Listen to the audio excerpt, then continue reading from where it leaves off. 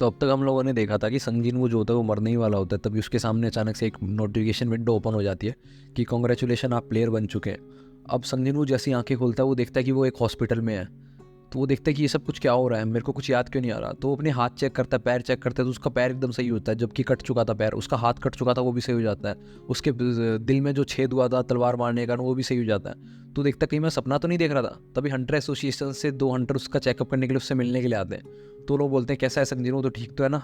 हमने तो संजीनो बोलता है कि जूही और कैप्टन चावल कैसे हैं। तो लोग बोलते हैं कि कैप्टन चावल का एक हाथ कट चुका है, अब उनके लिए हंटर बनना मुश्किल है, तो शायद वो रिटायरमेंट लेने वाले हैं। और जूही भी काफ़ी ज़्यादा डिप्रेशन में चली गई है, वो बाहर भी नहीं आती, तो शायद वो भी रिटायरमेंट ले ले।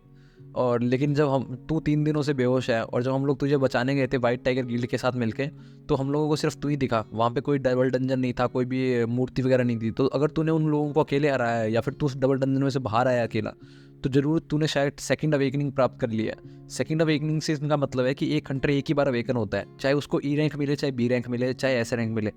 लेकिन वो कितनी भी कोशिश कर ले अपनी रैंक नहीं बढ़ा सकता। लेकिन कुछ रेयर केसेस में हंटर दोबारा अवेकन हो जाते हैं, जिससे उनकी रैंक बढ़ जाती है।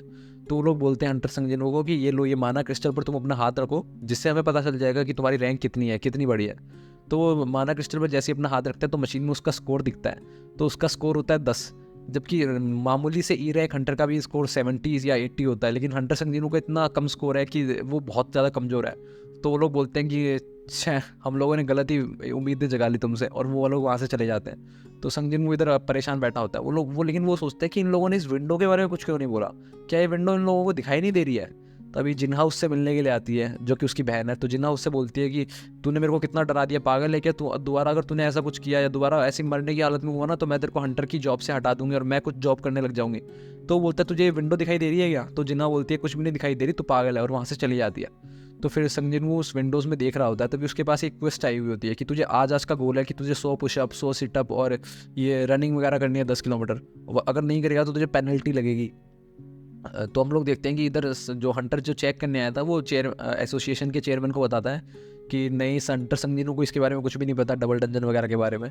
तो इधर हम लोग देखते हैं कि जो हंटर गिल्ड का जो लीडर होता है वो हंटर चाह से बोलता है कि आपसे हम लोग जो भी करेंगे, वो सब हम लोग गिल्ड्स के साथ मिलकर करेंगे, जो भी हम लोग रेड करेंगे। तभी हम लोग देखते हैं कि एक डी रैंक का जो डंजन है वो रस्तों के बीच में खुल जाता है अचानक से।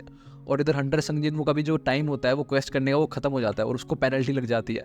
तो हंटर संजीनू तो आराम से सो रहा होता है एक बेड पे, तभी वो अचानक से एक डेजर्ट के अंदर गिर जाता है, और उसके पीछे एक बहुत बड़ा कैटरपिलर जैसा बहुत बड़ा बीस्ट पड़ जाता है उसके पीछे। और उसके पास सामने एक गोल आता है कि तुझे 4 घंटे तक सर्वाइव करना है, ये तेरा पेनल्टी सर्वाइवल क्वेस्ट है।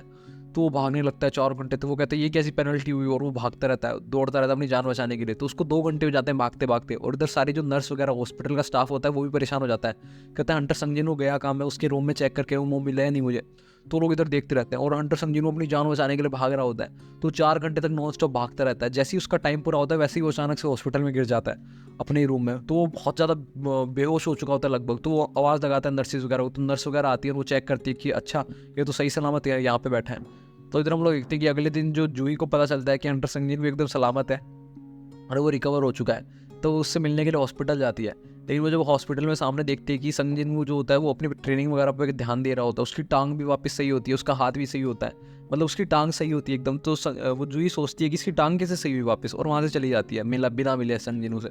अब इधर संजीनू इधर देखता है कि जब वो क्वेस्ट पूरी करता है तो उसको इनाम मिलते हैं, जैसे कि फुल रिकवरी मिलती है, या एक दिन में एक रिकवरी फुल मिलती है कि वो कभी भी रिकवर हो सकता है, और कुछ एजिलिटी पॉइंट्स मिलते हैं जिससे वो अपनी स्ट्रेंथ और रनिंग वगैरह, इंटेलिजेंस वगैरह बढ़ा सकता है। और ये जो विंडोज़ वगैरह जो उसके सामने खुलती है वो सिर्फ उसी को दिखाई देती है और किसी दूसरे इंसान को दिखाई नहीं देती। तभी वो जब वो क्वेस्ट पूरी करता है तो उसको एक चाबी मिलती है, जो कि एक इंस्टेंट डंजन की चाबी है, जिसके अंदर एक एड्रेस आता है कि इस एड्रेस पे आके जब तुम इस चाबी को लगाओगे तो एक डंजन खुल जाएगा जिसके अंदर सिर्फ तुम ही एंटर कर सकते हो।